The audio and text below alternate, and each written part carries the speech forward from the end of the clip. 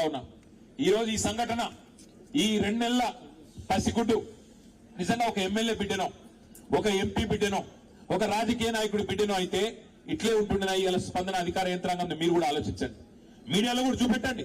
ఒక సామాన్యుడు కదా, గొంతు లేదు కదా, గణేష్ కదా, ఆయనకి ఎవడున్నాడు అని అనుకుంటున్నారేమో. ఇంతమంది నిలబడ్డం ఇవాళ రాజకీయాలకు అతీతంగా భవిష్యత్తులో కూడా నిలబడదాం. తెలంగాణ సామాజిక చైతన్యాన్ని చాటుదాం.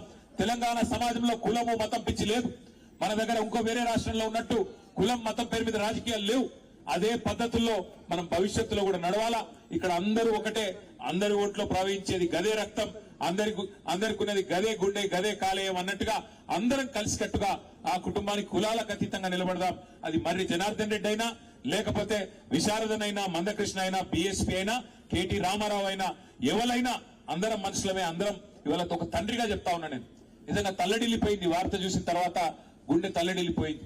2 నెలల పసిగుడ్డును తనడానికి మనిషి అనేటానికి మనసు వస్తుందా? వాడు మానవ మృగమా ఇంకోటి? వాడు బయట ఉండాలనా అటంటోడు? అందుకే నేను అంటున్నా, ఇక్కడ కులం లేదు, మతం లేదు, ఏది లేదు. ఆ తల్లికి ఆ కుటుంబానికి న్యాయం జరగాలి. జరిగేదాకా మనం వదిలిపెట్టొద్దని మీడియాను కూడా ప్రత్యేకంగా కోరుతూ